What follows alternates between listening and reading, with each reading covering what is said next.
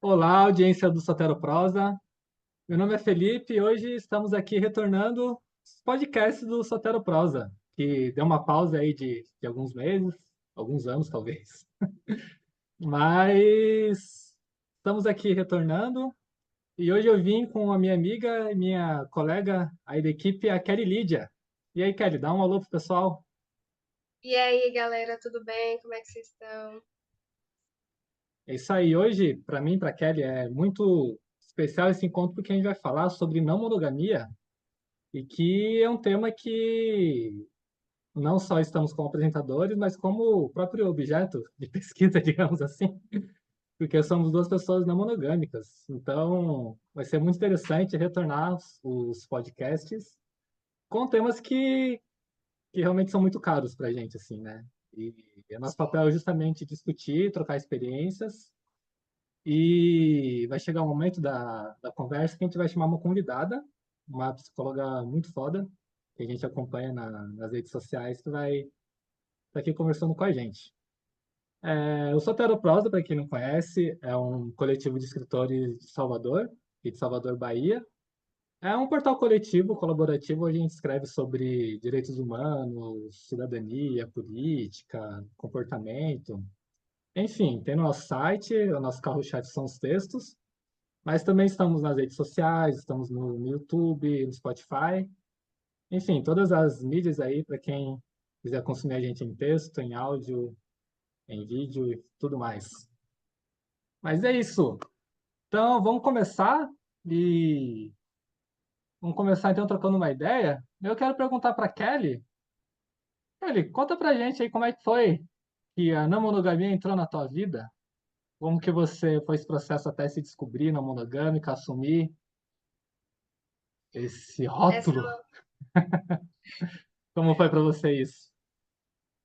pergunta difícil, né? Pergunta difícil. Mas eu tenho a impressão de que as perguntas aqui hoje vão ser um pouco, não sei, não difíceis, mas que vai mexer um pouquinho aí, né, com os nossos pensamentos. Então, o meu processo com a não monogamia, na verdade, né, é uma coisa que já vem sendo construída desde 2019, né? Daqui a pouco vai fazer uns 5 anos que eu busco refletir sobre a forma como eu me relaciono comigo mesma, a forma como eu me relaciono com as pessoas ao meu redor, a forma como eu me relaciono com a minha família, com os meus amigos, né? Com os meus relacionamentos amorosos, afetivos e sexuais. Bem dentro dessa, dessa reflexão mesmo, né? Das coisas que eu vivencio, das coisas que me angustiam, das coisas que eu não fico tão satisfeita assim quando acontecem e tentando entender sempre por que acontecem, né? Então, quando eu terminei meu primeiro relacionamento, quando eu tinha 19 anos, e eu namorei dos 15 aos 18, né? Foi um relacionamento monogâmico, dentro daquela movimentação até heterossexualidade compulsória demais. Terminei meu Sim. relacionamento e vivenciei coisas nesse meu primeiro relacionamento que me fizeram pensar no que eu poderia fazer de diferente, né? Porque o final do relacionamento ele me trouxe algumas inquietações. Então, eu pensei, o que eu posso fazer diferente? E essa forma de se relacionar diferenciada, né? Também nessa perspectiva de não monogamia, relacionamento aberto, amor livre, né? Poliamor.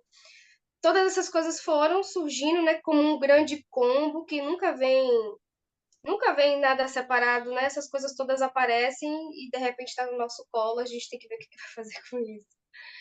E aí fui vivenciando determinados processos, fui tendo algumas experiências e de fato fui tentando fazer algumas pesquisas, né? Que naquela época, em 2019, ainda era uma coisa mais rarefeita. Hoje a gente tem um pouco mais de informação, um pouco mais de acesso a buscar coisas, né?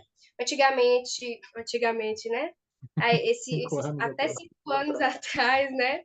A vivência era muito mais o que marcava, né? E a socialização dessa vivência era muito mais restrita, porque você não tinha muitas pessoas que também pensavam dessa forma, né? Que traziam essa dimensão. E era sempre aquela coisa muito vazia, né? Do relacionamento aberto e e nada muito elaborado ou complexo, né? Então fui vivendo, tendo algumas vivências, conhecendo algumas pessoas, tendo algumas experiências, e quando eu fui ver, já me identificava com os processos, já estava ali fazendo uma movimentação, né, de refletir sobre coisas como o ciúme, a dimensão da individualidade, a dimensão da posse, a dimensão da exclusividade. E aí todas essas coisas foram me atravessando, e quando a gente vai ver, já está ali num caminho, né, já tem algumas vivências. Mas foi um processo bem natural, foi uma coisa bem, sabe? Foi uma coisa bem orgânica.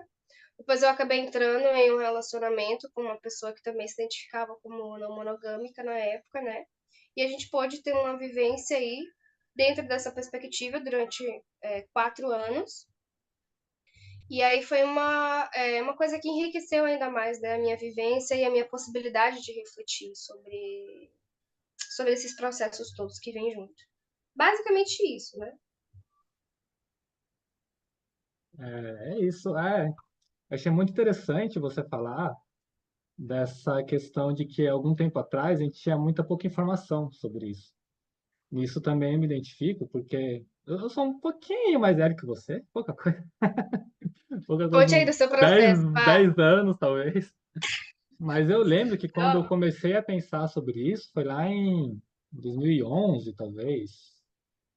Volta de 2011, 2012. E aí o termo que a gente usava na época era relacionamento aberto, Sim. né? E bem que nem se falou em 2019, né? E tinha também questão de poliamor, umas coisas assim. Só que ainda era muito uma perspectiva que muita gente, sei lá, que tem um preconceito com a não monogamia, que não conhece direito, utiliza como a gente utilizava na época, que era só essa questão de ter um compromisso, não ter um compromisso exclusivo com outra pessoa. Era mais ou menos assim que a gente encarava, Promiscuidade, eu né? acho, assim, e tal. E aí hoje a gente consegue perceber que o buraco é muito mais embaixo, assim, né? Isso, na verdade, é a ponta do iceberg. E quando você começou a colocar sua fala em relação à forma como você se relaciona com as pessoas, isso para mim é muito caro também, sabe? É algo que eu compartilho. E falando um pouco no meu processo, acho que eu até posso dizer que isso foi o maior motivador, assim, sabe? E, na verdade, é rever o relacionamento, tanto amoroso, mas o relacionamento até comigo mesmo e com as outras pessoas, assim, sabe? Mas falando um pouco da minha história nesse sentido, é mais recente que você, assim, porque eu tive um relacionamento monogâmico de 8 anos, que acabou em 2022.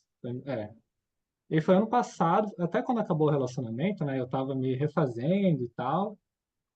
Eu lembro que eu já acompanhava discussões da monogamia, me identificava até quando eu tive relacionamento monogâmico, eu discutia isso com minha companheira na época. A gente concordava com várias coisas, assim. Mas ainda tinha essa questão de, acho que eu não tô pronto, sabe? Como é que vai ser se eu ver você com outra pessoa? Ou se você não me priorizar, As sabe? inseguranças, né? Essas inseguranças, assim. Mas aí acho que o ponto de virada, acho que foi quando eu li o livro da Genia, maravilhosa Genia, sobre o Desplanejando Afetos, né? Foi no final do ano passado até, então para mim é muito recente. Quer dizer, mentira, porque antes disso eu assumi um relacionamento não monogâmico com uma mulher, mas quando eu vi que, porra, é isso, assim, foi bem recentemente, assim, né? Mas que para mim teve também questões de não querer repetir vivências de relações monogâmicas. Não sei, acredito que para 99%, sei lá, tem isso, né? Que é um campo que a gente está muito machucado, né? Como sociedade, assim. A gente se E, traumatiza, né? sim. E tem várias respostas, né? Tem gente que para a resposta sei lá, promiscuidade, tipo, a monogamia seriada, né? Digamos assim, né?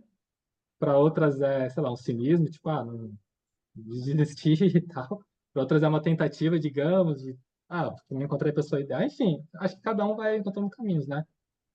Mas para Sim. mim, a questão que mais me faz ser adepto da não monogamia é a questão de não centralizar o afeto nessa pessoa, sabe? Tipo, vai ter uma pessoa que eu vou me relacionar afetivo sexualmente, só que vem um combo com isso, né?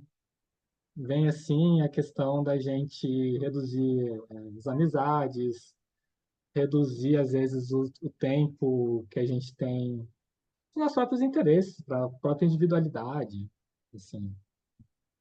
Então, então é uma forma assim da gente, sei lá, ter uma, não sei se a palavra certa é essa, mas uma pulverização dos afetos, no sentido de tirar até um pouco a carga da outra pessoa, porque eu acabo tendo uma tendência, sabe? Sei lá, se eu encontro alguém, tipo, parece que eu tenho uma tendência de me fechar naquela pessoa, sabe? Então tem muito uma questão psicológica para trabalhar também, onde a não monogamia comporta, né? Isso. Sim.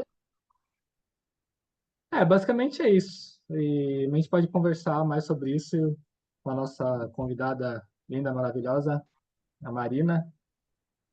Mas antes disso, quer compartilhar um pouquinho mais das tuas angústias, do que você tem vivido, quais, depois desse teu processo, quais pontos, assim, da não monogamia que é um desafio para você e dos relacionamentos que Sim.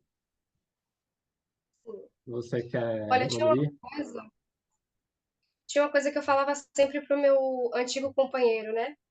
Que eu fiquei esses 4 anos. Eu falava assim: a coisa mais difícil é o que a gente está se propondo a fazer. Porque a coisa mais fácil é a gente pegar esse modelinho já pronto, com esse contrato já muito bem definido e só utilizar. Mas a gente está se propondo aqui a fazer uma coisa que é do zero, que é pensando o que, que é essa parte conceitual, o que, que é essa parte da vivência da não monogamia, o que, que é a gente, né, sendo atravessado por diversas coisas, diversas interseccionalidades, e o que, que a gente vai fazer sobre isso? Então a gente faz um novo contrato, a gente faz uma. É, é, realmente a gente reestrutura e constrói uma forma de se relacionar que é muito mais compatível com nós dois. É um plano individualizado, é um contrato individualizado. Então eu sempre dizia a ele: o que a gente está fazendo é a coisa mais difícil. Né? A gente poderia, inclusive, terminar, a gente poderia ser monogâmico, seria muito mais fácil. E justamente por essa carga, né, de ser uma coisa difícil, de você estar precisando ali refletir o tempo todo sobre determinadas coisas, porque muitas pessoas acham que as coisas somem, as coisas desaparecem, mas não. A gente continua enfrentando todas as coisas que as pessoas não, que as pessoas monogâmicas enfrentam, só que a forma como a gente se predispõe a enfrentar isso é que é o diferencial. Porque a gente pensa e se propõe a de fato refletir, né? Qual é a essência daquela demanda, daquele problema, daquela angústia, daquela insegurança. E duas coisas sempre me deixaram muito inseguras, né? Primeiro, até puxando um pouquinho o gancho da minha última resposta, né? Com relação ao meu processo, mas eu sempre me assustava muito quando eu pensava nesse para sempre. Essa Uhum. ideia, né? Esse pacote vendido de para sempre que a monogamia te dá. Principalmente quando você é criado socialmente como uma mulher, né? Em um mundo onde a sociedade vai se identificar como uma mulher, existe muito dessa carga de o casamento, o amor perfeito, o príncipe encantado, as coisas todas e o para sempre, e o felizes para sempre. E esse para sempre foi uma coisa que sempre me assustou. Eu sempre tive muita aversão a escutar, eu quero ficar com você para sempre, eu quero alguma coisa para sempre. Porque eu sempre pensei que o para sempre, ele não existe, né? Uma hora vai acabar, tudo vai acabar. E às vezes a gente fica muito preso, né, nesse encontrar alguém para ficar para sempre e não dar conta de inseguranças e de angústias que a gente tem, né? Isso é uma coisa que eu fico pensando sempre, mas assim, atualmente a minha maior angústia, porque hoje eu sou uma pessoa que eu não estou em nenhum relacionamento, né? Eu estou solteira e para mim a minha maior angústia hoje é pensar na questão da solidão mesmo. De pensar que é um processo muito solo, de pensar que é um processo muito difícil de ser vivenciado, conhecer pessoas novas e conhecer pessoas que são monogâmicas, e você falar alguma coisa e vir aquele olhar, aquela coisa como se você estivesse falando uma coisa assim, ou eu sou muito estranha, ou eu sou muito evoluída para as pessoas, e isso me deixa um pouco angustiada e desconfortável em alguma medida. Então, atualmente, os enfrentamentos eles são um pouco nesse sentido, né? Dessa solidão, mesmo que hoje em dia a gente perceba que a rede está aumentando, né? Ainda assim, eu consigo visualizar que, pelo menos nas interações que eu acabo tendo, existe uma dificuldade de compreensão identitária da minha não monogamia, né? Realmente acaba caindo nesse lance de promiscuidade, de é porque você tá solteira, ou sabe? Coisas assim superficiais de quem não te conhece. Mas a validação identitária do tema não monogamia, né? Ainda é uma coisa que as pessoas têm dificuldade de visualizar. Isso me incomoda muito, né? Isso me angustia muito. Isso aí. É, eu acho que eu prefiro chamar logo o nosso convidado pela questão do tempo. Eu posso ir revelando minhas angústias ao longo da conversa também. Não, mas acho que é É, importante. Acho que é importante falar, só resumidamente, assim, que acho que as minhas angústias, na verdade, é com ter um relacionamento, assim. Acho que, na verdade, a monogamia tem até me ajudado nisso, sabe? É porque, na verdade, quando eu venho pacote monogamia, as pessoas, na verdade, a nossa cultura não reflete muito, né? Sobre o que é uma relação saudável. Assim, tudo bem, reflete e tal. Mas a gente é socializado a pensar que é questão de encontrar alguém que seja compatível e pronto, e a coisa vai acontecer naturalmente, né? E quando a gente lê, estuda sobre monogamia, o que tem de gente discutindo o que é ter uma relação saudável, o que é expor a vulnerabilidade, o que é tipo, desmistificar DR, sabe? Enfim, na verdade é o contrário. Assim, parece que tem me ajudado a refletir e ter vivências com as pessoas que eu me relaciono muito mais sincera, muito mais sem medo de expor os pontos, assim. É meio que sem medo de ser honesto com as pessoas, sabe? Acho que é muito isso, assim. Até porque não, não tem como, né? Que nem você falou, é algo que cada relação vai construindo, né? Mas é isso, sim. acho que tá massa para introduzir, acho que esquentamos os trabalhos aí, e agora a gente vai ter muitas perguntas massas aqui, hein? A gente fez modéstia à parte, elaboramos um roteiro bem legal, e o nosso convidado está muito animada para responder essas perguntas todas. E vamos chamar então nossa convidada. Então, gente, estamos aqui com a Marina Sonnenfeld. Ela é psicoterapeuta, mediadora de grupos de estudo na monogamia. Aí chama Politeratura, o grupo dela, onde ela se reúne com o pessoal e fala de obras importantes na monogamia. E muito prazer te receber, Marina. Obrigado pelo convite. Olá, gente. Prazer estar aqui com vocês, prazer conhecer vocês do Soteroprosa e estar aqui falando sobre isso. Eu que agradeço o convite aí de vocês, acho que vai ser muito boa a nossa troca aqui hoje.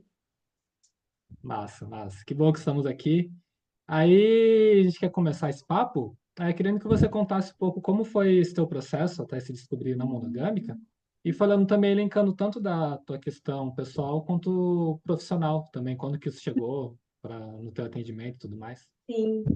Então, a não monogamia, o meu processo na não monogamia, eu acho que ele foi um processo, na verdade, de validar coisas que eu já sentia e de adquirir vocabulário para falar sobre essas coisas, né? Para atribuir sentido a essas coisas e conseguir expressar elas, né? Para mim, desde o começo da minha adolescência, sempre foi muito comum eu gostar demais de uma pessoa ao mesmo tempo, por exemplo, né? De estar com uma pessoa e ainda sentir atração por outras.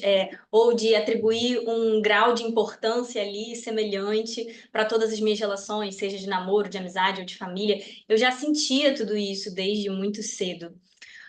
Mas, como ser humana inserida aí na nossa cultura monogâmica, eu nunca passei ilesa por todos esses sentimentos, né? Tudo isso vem acompanhado, de uma culpa, né? No mínimo de um estranhamento, como se eu tivesse, errada de sentir todas aquelas coisas, né? E aí vinham muitas falas que entravam na minha cabeça e que alugavam um triplex, né? Como, por exemplo, olha, se você não escolher um, você vai ficar sem nenhum. Ou aquele ditado, Uhum. melhor um pássaro na mão do que dois voando. E tinha uma que para mim era muito dura, assim, a pior de todas, que era, mas se você amasse de verdade essa pessoa, Você não teria vontade de ficar com mais ninguém. Um dia você ainda vai conhecer um amor de verdade, aí você vai ver, né? E isso não apenas era uma fala muito dura, como também me ensinava a desconfiar do que eu sentia, né? Então eu ficava, nossa, mas eu amo essa pessoa, eu sei que eu amo, eu sinto isso com todo o meu corpo, mas eu ainda sinto interesse em outras pessoas, então será que eu não amo? E aí ficava essa desconfiança do que eu mesma sentia, e isso para uma adolescente que ainda não tinha muita segurança de quem é no mundo, dos próprios valores, que ainda está se conhecendo e se construindo ali, isso era muito ruim. Né? E aí, um tempo depois, felizmente não muito tempo depois, né? Eu tinha ali uns 19, 20 anos, a não monogamia apareceu para mim. Na época, assim como o Felipe falou aqui antes, né? Não se falava muito em não monogamia, se falava em relacionamento aberto. E eu tinha duas amigas que tinham um relacionamento aberto, e elas eram, assim, as amigas diferentonas do grupo, que sempre tinham umas ideias fora da caixinha. E foram elas as minhas primeiras referências ali de como navegar, naquele mundo. E na época eu tava namorando, eu tinha um relacionamento com uma pessoa tinha muita parceria, muita confiança, muita abertura, muito diálogo. E a gente já conversava, assim, sem julgamentos sobre as relações dessas minhas amigas que tinham namoro aberto, né? E aí um dia a gente simplesmente sentou e conversou sobre abrir a nossa relação.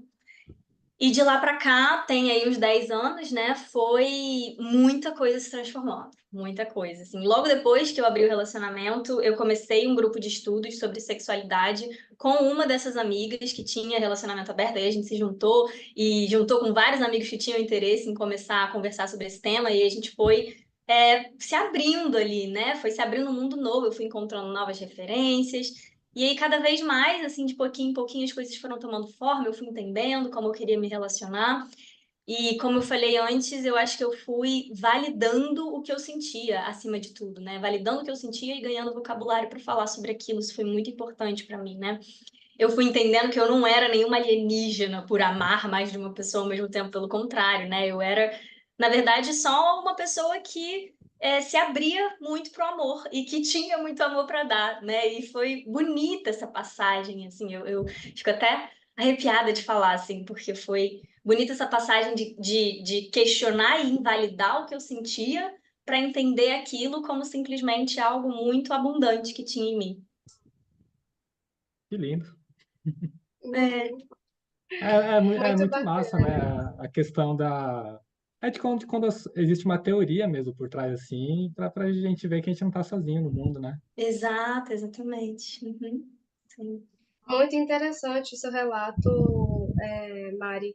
E eu acho que a gente não podia começar, né, pensar esse podcast sendo três pessoas não monogâmicas, sem refletir primeiro sobre as vivências, né? E para mim o que fica da sua fala, principalmente, é essa importância da construção dessa rede, né, de apoio, principalmente nesse momento que é um momento tão delicado de descobertas, né, Uhum. de coisas que vão atravessar a gente de forma identitária, né? Porque faz parte da nossa identidade.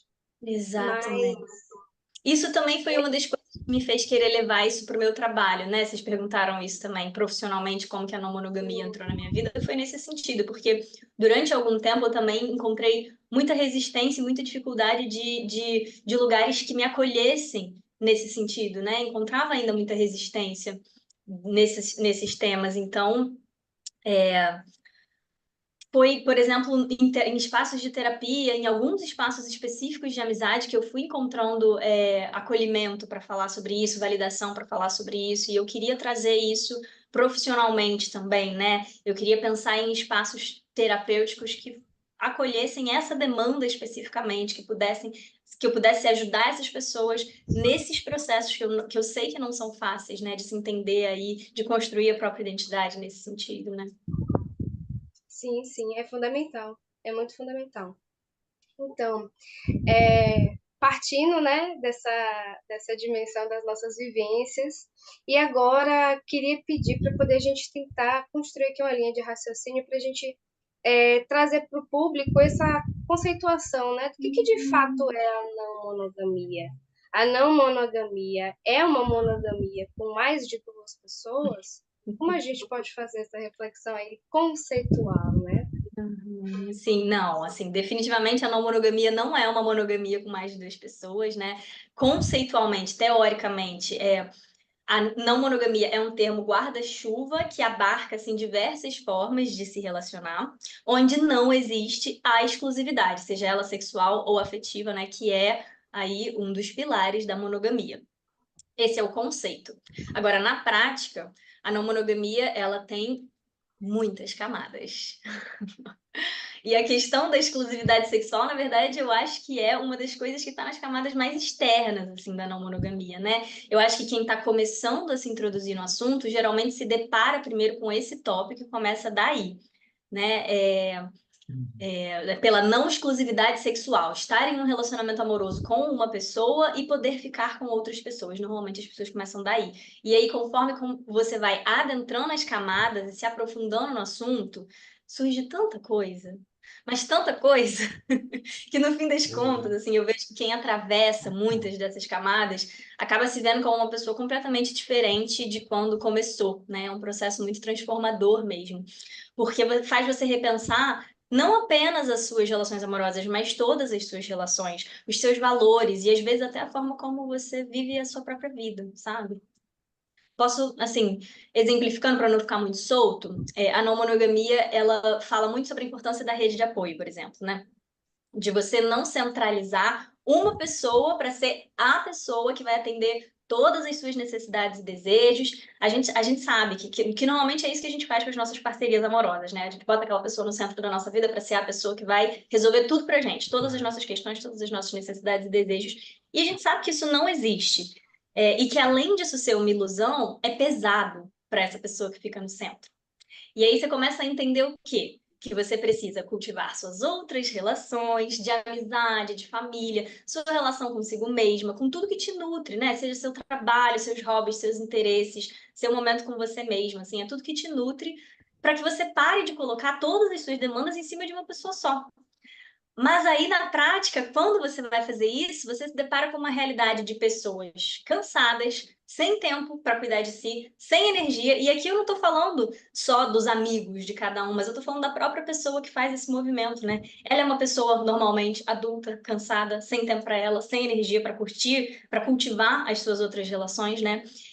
E aí a gente entra numa camada mais profunda, que é como que a gente vai fazer funcionar dentro dessa realidade que a gente vive, que é uma sociedade capitalista, altamente demandante e muito individualista, essa forma de viver mais em rede, mais coletiva. Como que a gente vai fazer isso funcionar?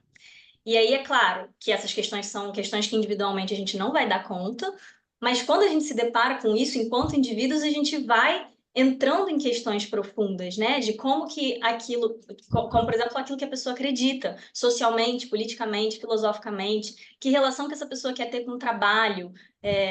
Enfim, resumidamente, eu acho que onde tudo isso vai parar é em cada um se perguntando no que eu acredito, o que faz sentido para mim e como eu quero viver a minha vida. Então, assim, muito pano para manga, dá para muita questão profunda aqui.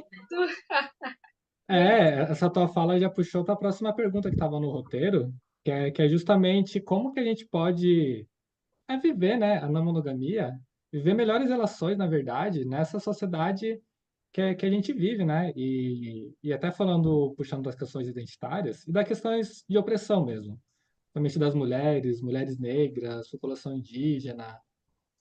Porque ao mesmo tempo, por um lado, tem algumas pessoas que olham a não monogamia como uma coisa, tipo, liberal, que só realmente quem tem tempo, quem tem recursos consegue viver. Mas, por outro lado, essa questão da rede, quem mais precisa são essas pessoas, né? Quem sofre as opressões. Então, não sei nem o que te perguntar, na verdade, mas Sim, não, totalmente. como que essa reflexão se dá e até nas pessoas que você atende, como que surge isso, assim? Eu não tenho uma resposta para te dar para isso, né? Porque realmente é uma questão muito complexa, e abrangente e social de um modo geral, né? E às vezes as pessoas falam tipo, mas vocês querem trazer política e luta de classes para dentro das relações amorosas e não é isso, né, gente? Na verdade, Um pouco. as questões sociais, as questões de gênero, as questões de raça, elas aparecem dentro das relações amorosas, né? Não tem jeito. E o ponto não é você ficar ali militando dentro do seu próprio relacionamento, não é sobre isso, mas é sobre você pensar em como essas questões aparecem dentro das suas relações e entender ali naquele microcosmo, individualmente, dentro da sua realidade e das suas necessidades e das necessidades da sua parceria, né, da sua relação, como que vocês podem lidar com isso.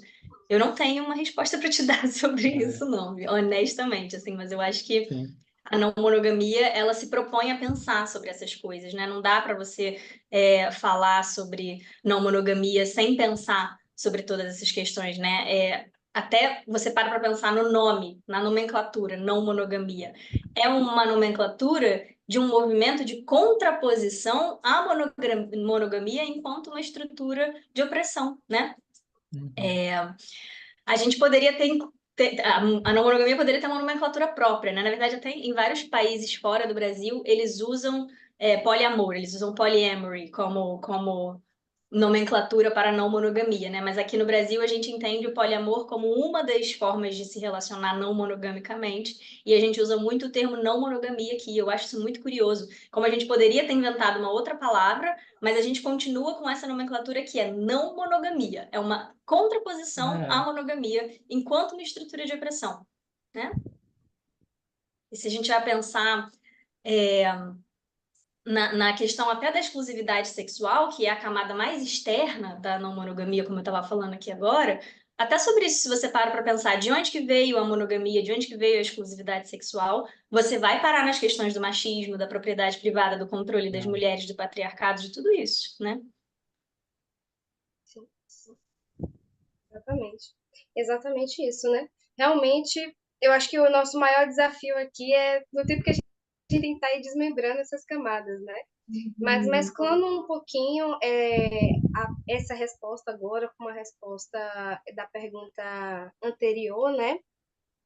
Um novo ponto de reflexão que a gente queria que você fizesse também é com relação a como viver, né? Você falou como as pessoas adultas estão cansadas, mas como viver essas realidades, né? Essa tentativa de uma realidade diferente, né? Dessa dimensão social toda que a monogamia vai trazer, com todas essas camadas, né? E exatamente de que maneira seria possível manter a nossa individualidade e também assumir esse compromisso, né? Com o cuidado com o outro no meio de tantas coisas e no meio desse contexto de pessoas adultas cansadas. Eu acho que essa é a pergunta de milhões, assim, da não monogamia. É muito. E a resposta que eu tenho para dar, ela não vai dar conta da complexidade dessa pergunta, né? Mas acho que tentando te responder é através de muita comunicação, muito diálogo, muita autoconsciência, muita compreensão, muita escuta, né? Através de tudo isso, assim. Mas mesmo assim, em vários momentos, o que acontece é que as necessidades as necessidades e limites de cada um batem de frente. Né? Isso é uma coisa muito comum que acontece nas relações, não só não monogâmicas, mas monogâmicas também. E aí é que o bicho pega, assim, aí fica muito complexo quando as necessidades e os limites entram em conflito ali, né? E não tem, nesses casos, uma receita de bolo, não tem regra, não tem certo e errado, tem o que cada um precisa. E tá entrando em conflito naquele momento. Então, é nesses momentos que é preciso muita conversa, muita negociação, muita paciência e muita autoconsciência também, consciência dos próprios privilégios, consciência das próprias questões, das próprias dores, dos próprios calos, do que tem que trabalhar em si, né? Tudo isso. Mas é difícil mesmo responder essa pergunta. Até porque é isso, vai muito do relacionamento de cada um, da realidade de cada um, né? Então, não sei se tem muito como abarcar isso aqui, assim, tão amplamente nesse momento aqui. Tem gente que às vezes pensa na monogamia como uma oportunidade de fugir de discussão, fugir de DR, né? Já que não tem mais exclusividade, mas é justamente o contrário. Eu Ao Que acho. ali a contrário, gente tem mais DR, mais coisas para discutir. Totalmente. Eu acho que isso é um não saber o que é a não monogamia, né? Não monogamia é para É, quem gosta de DR, porque não tem como, gente. Não tem como. É muito. Tem que gostar mesmo de conversar, porque é muito diálogo. Não é nem só gostar de conversar, é estar disposto a olhar para as coisas, né? se olhar para o outro, né? É. Eu queria agora tratar de um assunto, acho que é mais próprio até da psicologia, não sei, pelo menos a Uhum. princípio, que é uma demanda que muita gente passa, eu já passei também, acho que talvez todo mundo que entra na monogamia passa, que é essa questão mesmo dos ciúmes, da insegurança, né? É, tem muita gente até que é adepta assim, que teoricamente gosta disso tudo, desse ideal da não monogamia, das relações, mas pensa que na hora do vamos ver, não vou dar conta, sabe? Não vou conseguir ver meu Uhum. parceiro com outra pessoa, isso vai me machucar, vai me doer. Você como psicóloga, o que você pode falar em relação a isso? Então, é isso, né? As pessoas, como a própria Kelly estava falando aqui antes, né? As pessoas não monogâmicas, elas também sentem tudo isso, né? Isso não vai embora. O ciúme não vai embora, a insegurança não vai embora, a angústia não vai embora quando a gente vira não monogâmico. Quem dera que fosse um botãozinho que a gente aperta, né? Mas não é. Eu acho que o ponto é também que as pessoas não monogâmicas, elas estão se sentem mais dispostas, talvez, a olhar para essas questões e trabalhá-las, né? E e eu acho que algumas das coisas que mais ajudam a olhar para essas questões e trabalhá-las são, eu falo de um tripé, assim, da não monogamia, que é a teoria, é você poder estudar sobre isso, ler sobre isso, encontrar referências sobre isso, que é uma coisa que vai te ajudar a se localizar e a se entender ali. A terapia é um processo algo muito importante dentro desse processo na não monogamia, porque é ali que você vai estar se trabalhando, estar se havendo com as suas questões que vão aparecer dentro da sua relação, né? E a rede de apoio. A rede de apoio, você poder trocar com pessoas sobre o que você está sentindo, você poder pedir essa ajuda na hora do momento ali de insegurança, da crise de ciúmes, da angústia, você poder contar com a sua rede para você justamente não jogar tudo em cima daquela pessoa e acabar não reproduzindo aquele comportamento, né, de querer prender o outro, de querer tolir o outro, de entrar nessa coisa da posse, né? Acho que essas são coisas que ajudam muito na hora de lidar com as angústias, mas, honestamente, eu não sou uma pessoa adepta da ideia de que não monogamia é para todo mundo. Especialmente enquanto psicóloga, assim, sabe? Eu, pessoalmente, posso até querer que todo mundo seja não monogâmico e achar maravilhoso. Mas enquanto psicóloga, quando entra uma pessoa no meu consultório me falando das dores dela, das dificuldades dela, eu absolutamente não tenho como dizer o que é melhor para aquela pessoa e dizer que ela, poxa, precisa enfrentar isso e dar conta disso. Não, Hum, não tem como. Não tem como, né? Porque no fundo, cada um sabe do que dá conta e do que não dá. Então, eu não gosto de falar disso, de que não monogamia é para todo mundo, porque não, tem gente que não vai dar conta dessas questões, ou não vai dar conta dessas questões nesse momento, naquele momento, né? Talvez precise de mais tempo, talvez precise viver algumas outras coisas, né? Porque a não monogamia, ela vai colocar a gente de frente com muitas questões que talvez a gente não consiga lidar naquele momento, né? Feridas na autoestima, insegurança, vulnerabilidade, ego, muito do ego, assim, a não monogamia é um grande processo de desconstrução do ego, de você sair dessa coisa de o outro tem que me amar, o outro tem que me colocar no pedestal, tem que ser o centro da vida do outro, e o outro tem que ser o centro da minha vida, e eu, linda, maravilhosa, exclusiva, única. A gente vai desconstruindo isso, é todo um processo ali de tirar o ego desse lugar, né? nossa, Mari, isso que você diz fale, Isso que Kelly. você diz é realmente muito tocante, porque o que a gente não quer é justamente fazer a mesma coisa que fazem, né, com a monogamia, de falar que é para todo mundo. As pessoas falam, a monogamia é para todo mundo, né?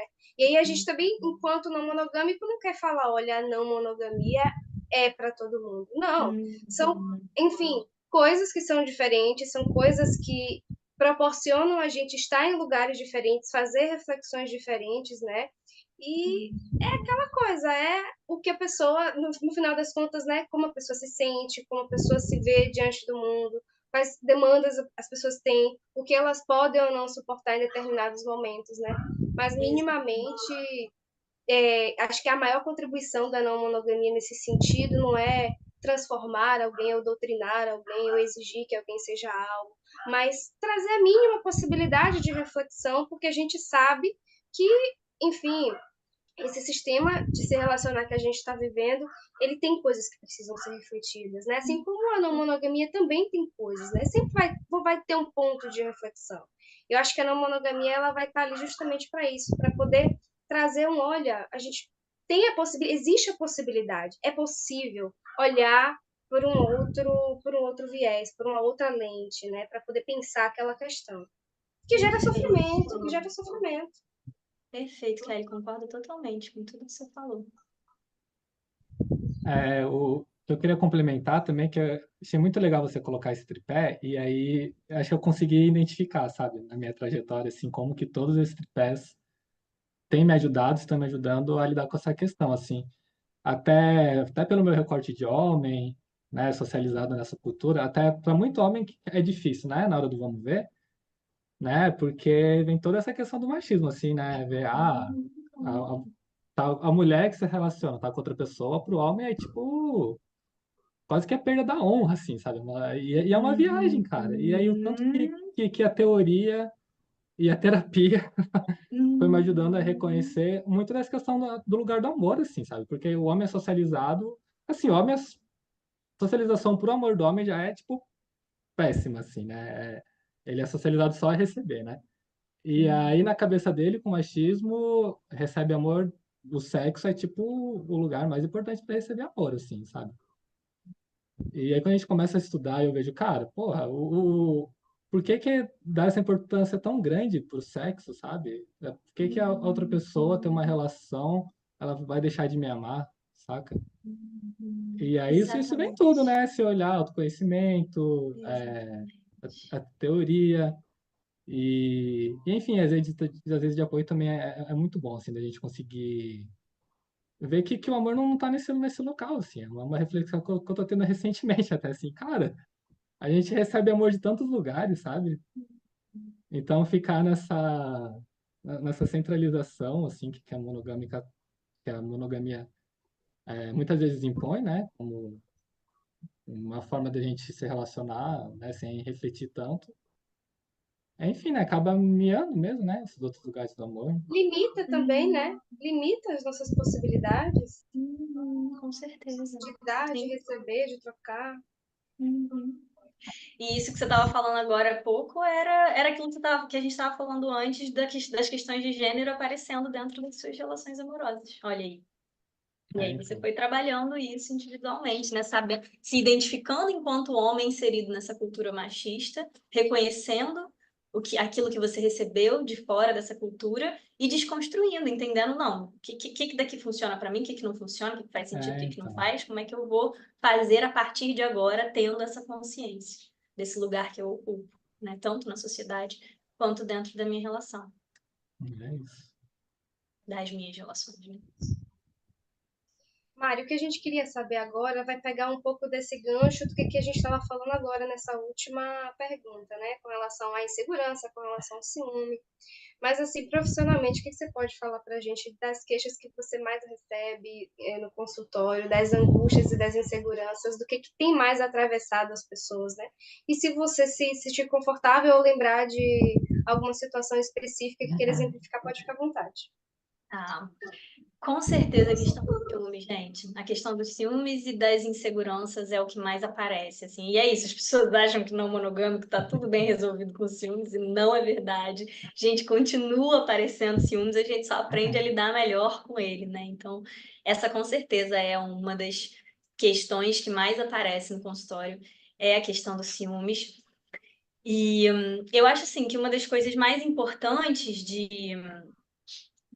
na hora de lidar com o ciúme é você entender que isso é uma questão sua e que você precisa trabalhar em você, acolher em você primeiro, né? Poder reconhecer isso não como um bicho de 7 cabeças, não como uma coisa, nem aquela coisa tipo horrível que você não pode sentir, é um bicho de 7 cabeças incontrolável, não é nem isso e nem romântico, lindo, significando amor, né? Algo que signifique amor, então eu realmente amo essa pessoa porque eu tô com ciúme dela. Não, não é nem uma coisa nem outra, né? O ciúme, na verdade, ele é uma emoção como outra qualquer e que a gente pode aprender a lidar com ele, né? E é curioso porque muitas vezes o nosso ciúme, eu estava falando isso agora num atendimento, o nosso ciúme e a nossa insegurança, eles fazem a gente querer, às vezes, justamente sufocar a outra pessoa. A gente quer ali que a outra pessoa dê conta daquela nossa insegurança, a gente quer que a pessoa resolva aquilo ali, a gente quer que a pessoa, nossa, realmente dê conta daquilo ali. E aí a gente faz exatamente esse movimento de, olha isso tudo aqui que eu tô sentindo, resolve pra mim, me ajuda, me faz eu sentir seguro. E às vezes a gente acaba sufocando a pessoa e causando justamente o efeito contrário, que é um afastamento. Muita gente lida dessa forma, né, com esse sufocamento, se afasta, eita, tá muito. Então a gente vai tentando uma coisa e acaba conseguindo exatamente o contrário do que a gente queria, né? Então isso é muito complexo, porque a gente precisa lidar com esse impulso inicial de querer prender e sufocar o outro quando a gente está inseguro e com ciúmes, e a gente precisa se regular, respirar e entender como é que a gente vai lidar com isso com a gente mesmo, né? Claro que a gente pode compartilhar com a nossa parceria aquilo que a gente está sentindo, a gente pode pedir essa segurança, essa reafirmação do amor, esse carinho, esse amparo, a gente pode pedir, mas é algo que a gente vai lidar com nós mesmos, né? E aí, como que a gente vai lidar com nós mesmos? Também existem muitos caminhos possíveis, né? Inclusive, tem vários livros que dão ferramentas bem legais para ir lidando com ciúmes, vários e-books, vários livros mesmo, tem até aquele. Eu ia falar disso no final, né? Já compartilhando algumas referências aqui que eu gosto muito nessa troca sobre não monogamia. Uma delas é A Ética do Amor Livre, que é um dos livros mais comuns, assim, para não monogamia, um dos livros introdutórios, eu diria, assim, para quem está começando. E é um livro que abre completamente, assim, sabe? A cabeça para pensar em um monte de coisa, para refletir, para questionar, e ao mesmo tempo ele é um livro super acolhedor, super. E ele tem um capítulo inteiro que fala sobre como lidar com ciúmes. E já ouvi vários relatos de pessoas que, de fato, em momentos de ciúmes, de crise, assim, pegaram esse capítulo do livro para ler e já deu aquela ajudada, sabe? Já deu aquela acalmada, aquela regulada e ajudou realmente, né? Então gosto de passar também esse livro como um recurso, né? Uma ferramenta. E aí, isso falando das. Antes a gente estava falando, né, das queixas mais comuns dos relacionamentos não monogâmicos que eu recebo no consultório, né? Mas eu também atendo muitas pessoas em relações monogâmicas.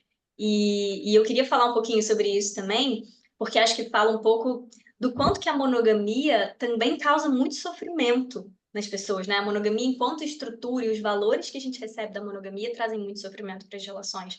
E um deles é justamente as expectativas criadas em cima desse ideal do amor romântico e desse amor ideal que vai preencher todas as minhas necessidades e desejos e que acaba fazendo com que as pessoas entrem em relações não conseguindo olhar o outro como ele é, né? Mas como aquilo que a pessoa idealizou dele, aquilo que ela acha que ele deveria ser e dar para ela enquanto um parceiro, porque ela foi ensinada a vida inteira que parceiros amorosos devem dar isso para ela e ser dessa forma. Né? Então, essa é uma das demandas que eu mais recebo, assim, que trazem sofrimento para as pessoas que têm relações monogâmicas, né? E que eu acho que a não monogamia se propõe muito a desconstruir isso e a pensar no amor enquanto esse olhar para o outro genuíno mesmo, né? Olhar para a pessoa para quem ela é, para com as necessidades e os desejos dela e a individualidade dela e o direito à autonomia e liberdade que ela tem, né? Então, eu lembrei até que eu comecei a seguir você a partir de um post que apareceu, que você falava que pessoas monogâmicas podem aprender muito com a não monogamia. E aí, na Aham. época que eu vi, eu tava no meu relacionamento monogâmico, ainda tava no finalzinho, assim, né? Mas Uhum. eu vi, cara, tipo, na verdade, é isso que eu quero cultivar, independente de ter uma relação monogâmica ou não monogâmica. E aí, só Uhum. depois, né, que eu me reconheci como não monogâmico e tal. Mas eu queria que você falasse, então, você já falou várias coisas, na verdade, né? Mas sintetizasse um pouco sobre isso, assim, o que que as pessoas que, beleza, elas sentem que não pode lidar com ciúmes, elas querem ter uma relação estável com uma pessoa, mas o que que elas podem aprender com a não monogamia para ter uma relação mais saudável? Ótima pergunta essa.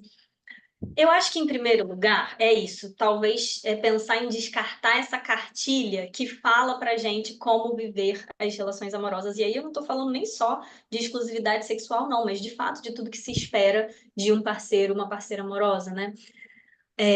Então, eu acho que isso, principal, uma das primeiras coisas, assim, descartar essa cartilha e começar a pensar em como você quer se relacionar, como você quer viver as suas relações, né? É, e aí isso passa por um processo de autoconsciência muito grande, que eu acho que é uma coisa muito legal que a não monogamia traz e que as pessoas, mesmo que escolham relações monogâmicas, também podem viver isso, que é um processo de autoconsciência, de se entender quem sou eu, quais são os meus limites, quais são as minhas dores, quais são os meus desejos, quais são as minhas necessidades e como eu quero viver as minhas relações. Eu acho que isso é muito bom, muito, muito, muito, muito bom. E pensar também na questão da rede de apoio. Eu acho que isso é uma coisa assim que eu trago para todo mundo na minha vida, pessoal, profissional, é a questão da rede de apoio, assim. E a não monogamia traz demais isso, assim, essa coisa de você, de fato, você pode ser monogâmico, você pode ter uma relação monogâmica, mas mesmo assim, cultive as suas outras relações, cultive o seu espaço de individualidade dentro da sua relação amorosa, tenha o seu espaço, faça as suas coisas, os seus hobbies, os seus interesses, não se afaste disso durante as suas relações amorosas, né? Tem enfim, as coisas que te dão prazer na vida, que te trazem sentido, né? Cria esses espaços para viver essa individualidade dentro dos relacionamentos e também ampliar e cultivar. Ampliar não necessariamente, porque depende de como que é o tamanho da rede da pessoa, mas cultivar a sua rede de apoio. Não contar com uma pessoa só, né? Eu gosto muito de uma imagem que é literalmente uma imagem de uma rede, que tem várias pessoas segurando essa rede e tem uma pessoa no meio. Então a gente pode pensar nessa imagem como a imagem da vida de cada um, né? Você, Kelly, tem a sua rede com cada pessoinha, sua família, seus amigos, não sei o que, não sei o que, não sei o que, várias pessoas da sua vida, segurando essa rede e você ali no meio. Se sai uma pessoa, se a sua rede está sendo segurada por várias pessoas e uma pessoa, por algum motivo, saia, seja por um conflito, seja por uma questão daquela pessoa naquele momento, ela não está com energia para estar ali, ela não está podendo estar ali sustentando aquela rede naquele momento, ela sai. A sua rede ainda está sendo sustentada por mais um monte de gente. Percebe essa imagem? Ela não vai cair. Uhum. Mas se você tem uma pessoa, duas pessoas, três pessoas até segurando a sua rede, se uma sai, cai. Ou fica muito pesado para as outras pessoas que estão ali, né?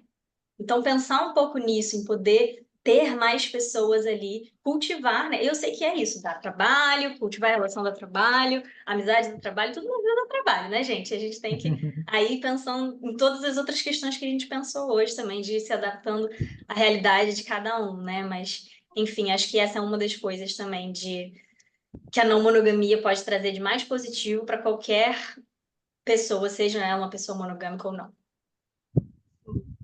Mari, uma coisa interessante que você falou com relação a essa necessidade de rever essa cartilha, né? A gente que já inicia esse processo de fazer essa reflexão dessas camadas inteiras, né? A gente para e pensa que realmente existe uma cartilha pré-pronta. Mas eu também percebo que tem algumas pessoas que ainda não conseguem fazer essa reflexão e entender que de fato existe uma cartilha pré-pronta, né? Porque não é algo que a gente aprende diretamente, mas são coisas que a gente tem que entender que a gente não está descolado da sociedade e que a sociedade está nos bombardeando com muitas informações e está nos dizendo indiretamente como a gente deve se comportar, o que a gente deve esperar, o que a gente deve fazer, né?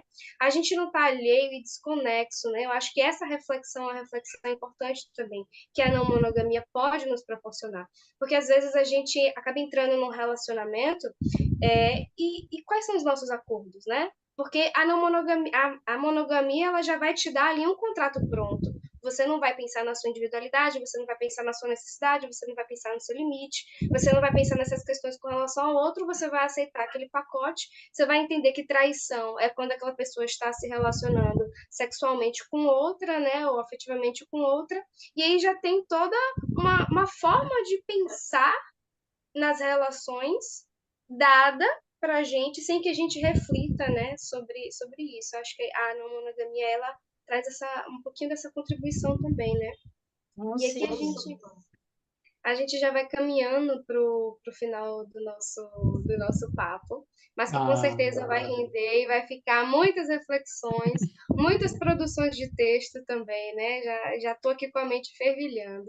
Que Mas eu legal. queria te perguntar como que você poderia sintetizar ou em uma palavra ou em uma frase, né?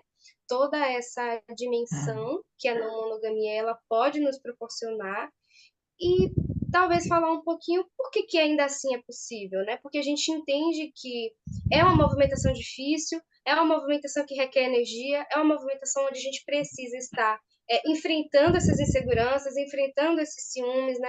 Enfrentando essa necessidade de posse, enfrentando essa dimensão centralizadora, né? Então a gente tem muitos desafios pela frente quando a gente para e pensa em não monogamia, mas porque que, mesmo diante de tantos desafios e de tanta necessidade de desconstruir e refletir sobre coisas que muitas vezes, né, dentro dessas camadas todas, estão bem lá no fundozinhos, bem enterradas, né? Por que que ainda assim é uma possibilidade? Por que que ainda assim é rentável?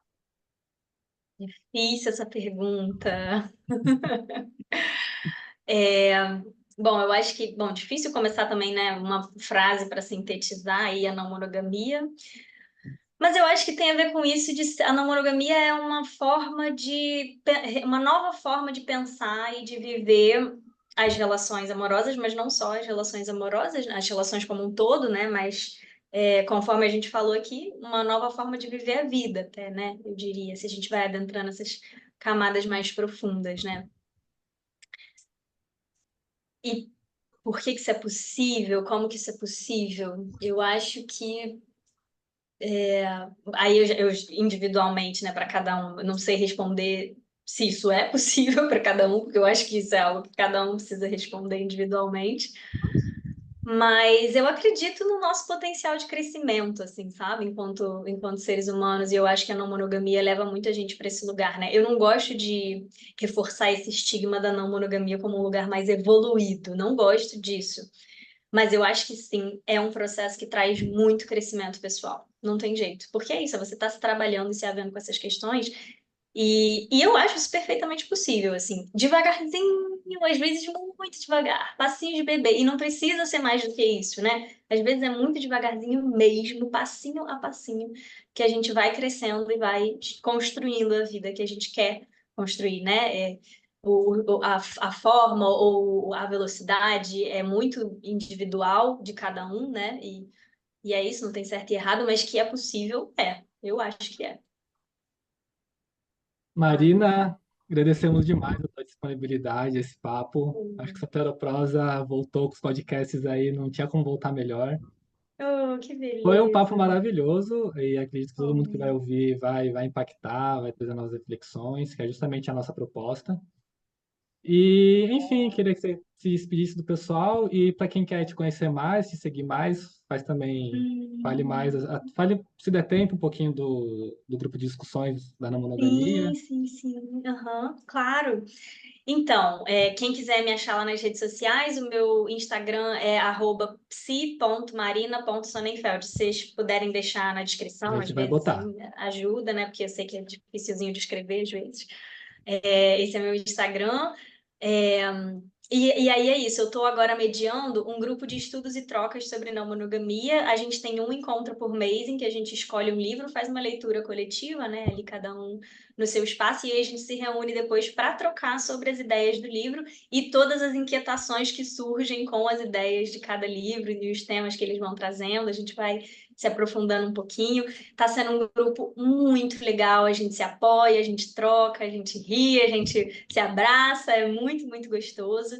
Eu estou muito feliz assim com esse grupo e ele não é um grupo fechado, né? Conforme a própria proposta da não monogamia, ele é um grupo aberto para que as pessoas venham conforme a necessidade e o desejo delas, né? Você não precisa nem vir em todos os encontros, você pode vir somente naqueles que façam sentido para você e sempre será bem-vindo, bem-vinda, né? Então deixa aí essa possibilidade aberta. Nosso próximo encontro, inclusive, vai ser esse final de semana agora, eu não sei quando que o podcast vai ao ar, no caso, mas vai ser no dia 2 de março, sobre o livro Negritude e Não Monogamia, do Juan Fernandes.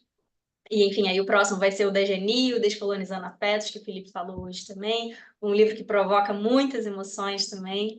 E estamos aí trocando sobre. Obrigado, Marina. Tudo de Gente, eu que bom. agradeço vocês pelo convite. Foi um prazer estar aqui falando para vocês, levando um pouquinho mais dessa troca aí para o mundo. Tenho muito esse desejo, assim, sabe? Essa também é uma dos motivos pelos quais eu uso o Instagram profissionalmente, né? Querendo ampliar e falar sobre esse tema para mais pessoas, né?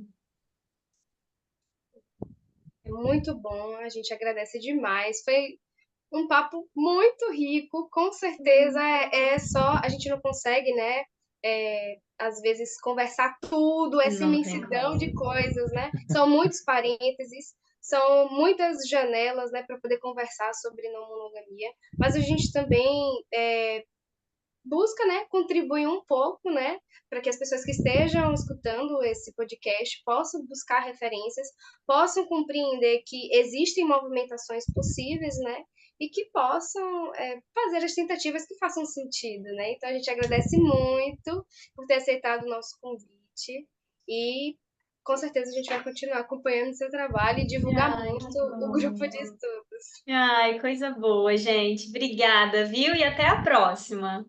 Obrigado, Marina. Até mais. Até. Boa semana. Beijo. Beijos. Beijo. E aí, Kelly, que conversa, hein?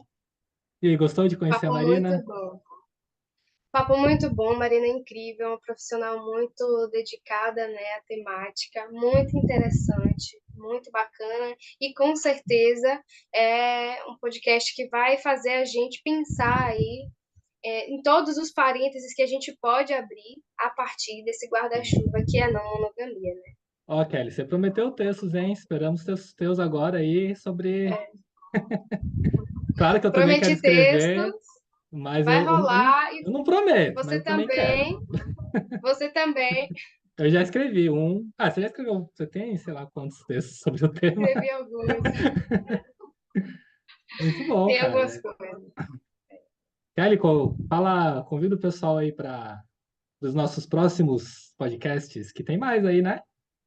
Vai ter mais, gente. Essa é só uma temporada de retorno. A gente ainda vai estar com mais 2 episódios para essa temporada, né? Onde a gente vai pensar um pouquinho esses nãos, né? Da existência, da resistência e como é que a gente pode se movimentar com relação a essas dinâmicas.